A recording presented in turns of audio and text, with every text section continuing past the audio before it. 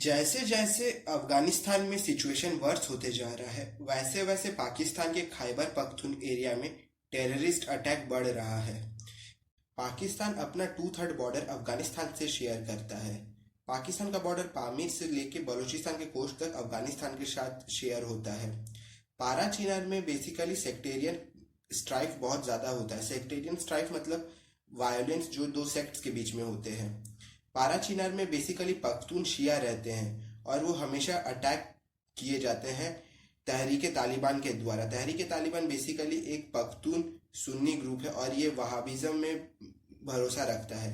उसी तरह बलूचिस्तान में बलोच लिबरेशन आर्मी एक्टिव रहता है, ये भी एक टेररिस्ट ग्रुप है। रिसेंटली पाकिस्तान में 15 जवानों को मार दिया गया तहरीक तालिबान के द्वारा। तो ये लोग बेसिकली थाल स्काउट्स पैरामिलिट्री के तरफ से जा रहे थे। थाल स्काउट्स पैरामिलिट्री इस रीजन को स्टेबल रखने के लिए बनाया गया था। ये लोग एक रेड कंप्लीट करने जा रहे थे टेररिस्ट के अगेंस्ट में। इन लोगों को इंटेलिजेंस से इंफॉर्मेशन मिला था, लेकिन इन लोगों को जो इन्फॉर्मेशन मिला था इंटेलिजेंस के द्वारा वो गलत इन्फॉर्मेशन था और यहाँ पे ये लोग रेड करने आ रहे थे टेररिस्ट के ऊपर, लेकिन टेररिस्ट लोग यहाँ पे एम्बुश्ड होके इन्हीं लोगों को मार दिया। बेसिकली टेररिस्ट लोगों को इनका आने का पता चल गया था और ये लोग वहीं पे छिपे हुए थे। और जैसे ही ये सारे पाकिस्तान के जवान वहाँ पे गए, उन लोगों को वहाँ पे तहरीक तालिबान ने मार दिया। तहरीक तालिबान ने अभी तक इसको क्लेम नहीं किया कि उन्होंने इस अटैक को किया है, लेकिन वो वाला एरिया पारा चिनार वहाँ पे तहरीक तालिबान का प्रेजेंस ज़्यादा है। तो पाकिस्तान गवर्नमेंट ने डायरेक्टली बोला है कि ये तहरीक तालिबान का ही काम है। और इसमें 15 जवान में से एक कैप्टन अब्दुल बासित थे, वो इस टीम को लीड करे थे, उनको भी मार दिया गया।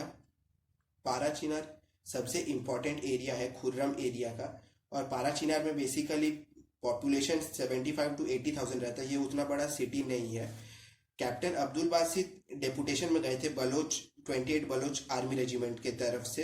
कुछ पाकिस्तानी जर्नलिस्ट ये भी कह रहे हैं कि कुछ जवान हो सकता है कि वहां से किडनैप कर लिए गए हो इन टेररिस्ट के द्वारा। जून से लेके अभी तक पाकिस्तान के 22 सोल्जर्स को मार दिया गया मिलिटेंट्स के द्वारा इस एरिया में। तो जस्ट आप इमेजिन करिए 22 सोल्जर्स को एक ही रीजन में मार दिया गया और एक ही महीने के अंदर मिलिटेंट्स लोग उन लोगों के ऊपर गश्त मार के उन लोगों को मार दिया। पाकिस्तान में जो टेररिस्ट का समस्या है वो बहुत ज़्यादा है और पाकिस्तान को खुद भी ये सोचना चाहिए कि वो लोग दूसरों के लिए जो गड्ढा खोदेंगे उसके ऊपर कभी ना कभी तो उन लोगों को गिरना ही है। खैबर पख्तूनख्वा का ही प्रोविंस में सबसे बड़ा डिस्ट्रिक्ट आता है कोहिस्तान। कोहिस्तान का मीनिंग होता है लैंड ऑफ माउंटेन्स। कोह का पर्शियन में मीनिंग होता है माउंटेन्स। कोहिस्तान भी यही खैबर पख्तून एरिया में आता है जहाँ पे पारा चिनार आता है। कोहिस्तान 7,500 किलोमीटर स्क्वायर का एरिया है और यहाँ पे 6 से 7 लाख पीपल रहते हैं अकॉर्डिंग टू 1996 सेंसस। और कोहिस्तान में Indus river basically flow down करता है कोहिस्तान के थ्रू। पाकिस्तान इस एरिया में बहुत सारा हाइड्रो इलेक्ट्रिक पावर प्रोजेक्ट्स बना रहा है। बेसिकली पाकिस्तान कोहिस्तान में तो बना रहा है, प्लस पाकिस्तान ऑक्यूपाइड कश्मीर जिसमें गिलगिट बाल्टिस्तान भी आता है, वहाँ पर भी बहुत सारा हाइड्रो इलेक्ट्रिक पावर प्रोजेक्ट्स बना रहा है। ये सब एरिया में पाकिस्तान इसलिए हाइड्रो इलेक्ट्रिक पावर प्रोजेक्ट्स बना रहा है क्योंकि यहाँ पर जो वाटर का स्ट्रीम है वो बहुत ज़्यादा स्पीड से जाता है। प्लस यहाँ पे जो स्ट्रीम है वो साल भर के लिए चलता है, मतलब यहाँ पर पानी साल भर आते ही रहता है। और यहाँ से जो पानी का ड्रॉप है, मतलब ये सब माउंटेनियस एरिया, यहाँ से पानी जब माउंटेन से नीचे जाता है तो उसमें बहुत ज़्यादा पोटेंशियल एनर्जी हो जाता है जो कि हाइड्रो इलेक्ट्रिक पावर प्रोजेक्ट के लिए रिक्वायरमेंट है। इसलिए भी यहाँ पे पाकिस्तान अपना हाइड्रो इलेक्ट्रिक पावर प्रोजेक्ट बना रहा है। पाकिस्तान कोहिस्तान में जो उसका डिस्ट्रिक्ट हेडक्वार्टर है दासू, वहाँ पे 4,300 मेगावाट का एक डैम बना रहा है और ये पाकिस्तान का दूसरा सबसे बड़ा हाइड्रो पावर प्रोजेक्ट होगा। और इसमें जो कॉन्ट्रैक्ट दिया गया है इसको बनाने का वो चाइनीज कंपनी को दिया गया है जिसका नाम है गिजुबा कॉरपोरेशन कंपनी लिमिटेड। यहाँ पर अभी हुआ ये है कि इस कंपनी के 13 पीपल, जिसमें से 9 चाइनीज थे और 4 पाकिस्तानी थे, उन लोगों को एक बस ब्लास्ट में मार दिया गया। पाकिस्तान में फॉरेन इंजीनियर्स को मारने का ये जो सिलसिला है वो कुछ नया नहीं है। 2007 में 11 फ्रेंच इंजीनियर्स को मार दिया गया था एक गनमैन के द्वारा, और ये लाल मस्जिद सीज के बाद हुआ था इस्लामाबाद में। और उस टाइम मुशर्रफ पाकिस्तान के प्रेसिडेंट थे। बेसिकली दासू डैम के पास ये जो इंसिडेंट हुआ, इसमें एक बस में ये चाइनीज इंजीनियर्स और कुछ पाकिस्तानी जा रहे थे कंस्ट्रक्शन से रिलेटेड वर्क करने, और वहाँ पे बस में एक ब्लास्ट हुआ और वो बस खाई में गिर गया। तो पाकिस्तान गवर्नमेंट ने ये क्लेम किया है कि ये बस में जो ब्लास्ट हुआ वो कोई टेररिस्ट अटैक नहीं था, बस में कुछ मैकेनिकल फेलियर हुआ था। इसके कारण जो बस है वो रिवर के पास, मतलब जो खाई है वहां पे रोल डाउन करके गिर गया, और वहीं पे जो इसका फ्यूल टैंक था वहां पे कुछ एक्सप्लोजन हुआ और इसके कारण ये ब्लास्ट हुआ। वहीं चाइना के स्पोक्स पर्सन जो एनलाई वो इसको एक बॉम्बिंग कह रहे हैं। वहीं चाइना का जो स्टेट रन न्यूज़पेपर है ग्लोबल टाइम्स, जिसको चाइना का चाइनीज कम्युनिस्ट पार्टी का माउथपीस भी कहा जाता है, उन्होंने ये क्लेम किया है कि ये कोई बस का मैकेनिकल फेलियर नहीं, ये एक क्लियरली टेरर अटैक है और इस टेरर अटैक को पूरा प्लान के साथ किया गया था। और चाइनीज एम्बेसी ने भी ऐसा ही कुछ स्टेटमेंट जारी किया है पाकिस्तान को लेकर कि एक बॉम्ब ब्लास्ट है, ना कि कोई बस में फेलियर है। तो कोहिस्तान पाकिस्तान के लिए दो तरह से इम्पोर्टेंट है। सबसे पहला, ये जियोग्राफिकली बहुत ज़्यादा टूरिस्ट अट्रैक्टिंग प्लेस है, यहाँ पे बहुत ज़्यादा टूरिस्ट आते हैं। और दूसरा, ये एक स्ट्रेटेजिकली इंपॉर्टेंट प्लेस है क्योंकि यहाँ से इंडस रिवर फ्लो करता है, और इंडस रिवर जब यहाँ से जाता है तो उसमें हाइड्रो इलेक्ट्रिक पावर जनरेट करने का जो पोटेंशियल होता है वो बहुत ज़्यादा होता है। इसी प्रोजेक्ट में वर्ल्ड बैंक ने पाकिस्तान को $700 मिलियन का लोन दिया है। वहीं क्रेडिट स्विस ने भी यहाँ पे लोन दिया पाकिस्तान को। प्लस पाकिस्तान का जो water and power development authority है, जिसको वापडा कहा जाता है, उसका इस कंस्ट्रक्शन में शेयर है। पाकिस्तान ने चाइना के जो ये इंजीनियर्स है उनको प्रोटेक्ट करने के लिए अपने फौज के कुछ सिपाहियों को यहाँ पे रखा था, लेकिन वो लोग भी इस बॉम्ब ब्लास्ट को रोक नहीं पाए। और ये जो CPEC है वो काशगर एरिया जो कि जिंजियांग में है, वहां से ये स्टार्ट होता है और ये पाकिस्तान ऑक्यूपाइड कश्मीर के थ्रू होते हुए बलूचिस्तान के ग्वादर पोर्ट तक जाता है, जो कि 1300 किलोमीटर का टोटल डिस्टेंस है ये पूरा हाईवे का CPEC का। और ये जो CPEC का प्रोजेक्ट है वो POK से होते हुए KPK में जाता है। KPK यानी खैबर पख्तूनख्वा एरिया, वहाँ पे ये खैबर पख्तून एरिया के बॉर्डर के थ्रू होते हुए जाता है, पूरा अंदर खैबर पख्तूनख्वा एरिया के नहीं जाता है।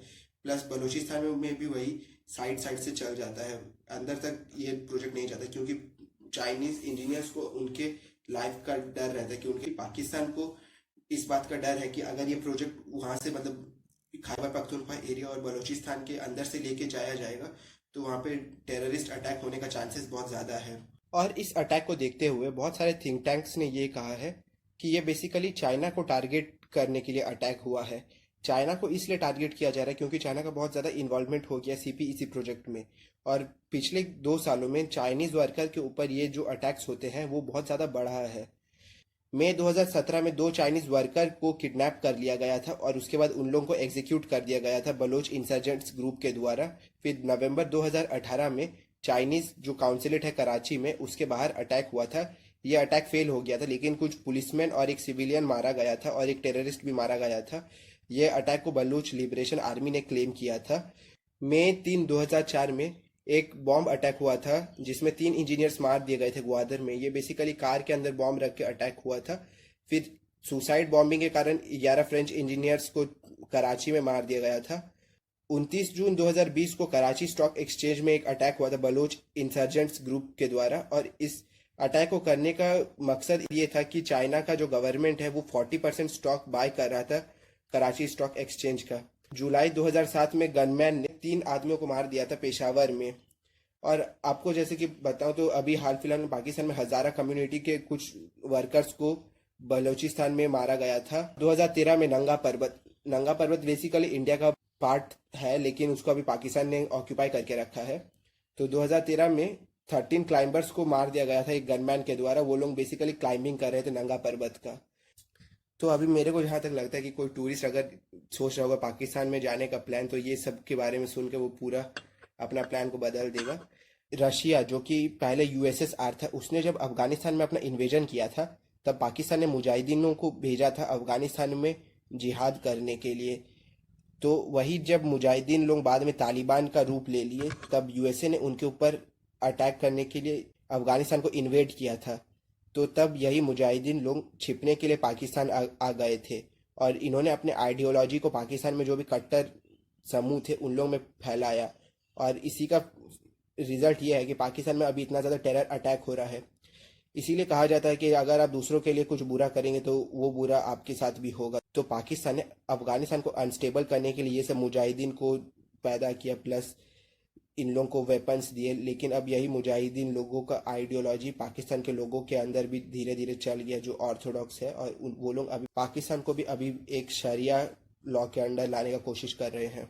हिलरी क्लिंटन का एक कोट है, you can't rear snakes in your house thinking that the snakes in my front yard will harm my neighbor, but snakes in my backyard will not harm me. मतलब पाकिस्तान को अपना जो terrorism का definition है उसको बदलना पड़ेगा। पाकिस्तान के लिए गुड टेररिज्म और बैड टेररिज्म है। पाकिस्तान के लिए गुड टेररिज्म वो है जो कि तालिबान करता है अफगानिस्तान में, जैश ए मोहम्मद, लश्कर तैयबा जो करता है इंडिया में। वहीं पाकिस्तान के लिए बैड टेररिज्म वो है जो उसके कंट्री में अभी हो रहा है। तो पाकिस्तान को अपना टेररिज्म का जो डेफिनेशन है उसको सब कंट्री के लिए इक्वल लाना पड़ेगा। ऐसा नहीं कि जो कंट्री पाकिस्तान की सपोर्ट में दूसरे कंट्री में टेररिज्म फैलाता है तो वो गुड टेररिज्म होगा, वहीं अपने कंट्री में फैलाता है तो वो बैड टेररिज्म होगा। वैसा नहीं, सब कंट्री के लिए जो टेररिज्म का डेफिनेशन है वो सेम होना चाहिए।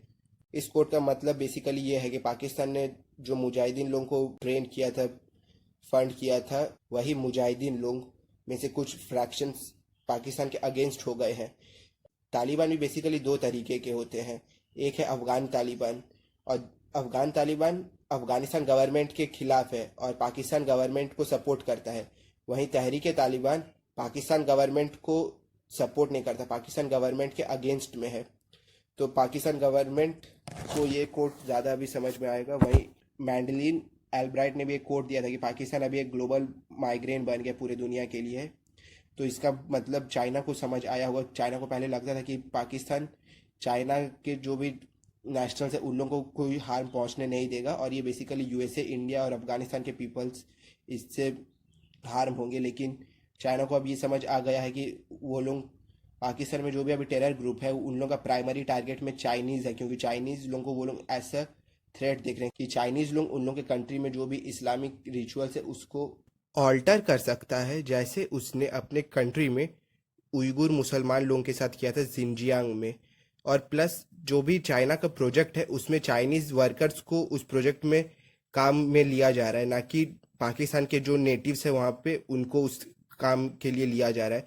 तो इससे जो नेटिव पीपल है उस जगह के, तो उनके अंदर एक फीलिंग आ रहा है कि यहाँ पे एक कॉलोनियल प्रैक्टिस चल रहा है। शायद ये लोग चाइनीज़ जो लोग हैं वो लोग जब ये प्रोजेक्ट कंप्लीट हो जाएगा तो वो लोग हम लोग को इस जगह से निकाल देंगे, हम लोग को हम ही लोग के घर से निकाल देंगे, और ये एक टाइप का कॉलोनियल रूल हो जाएगा पाकिस्तान में। तो इसलिए भी बहुत सारे जो ग्रुप्स है, रीजनल ग्रुप्स जैसे कि बलोच लिबरेशन आर्मी, तहरीक तालिबान, ये लोग चाइनीज़ प्रोजेक्ट को अभी ज़्यादा टारगेट कर रहे हैं।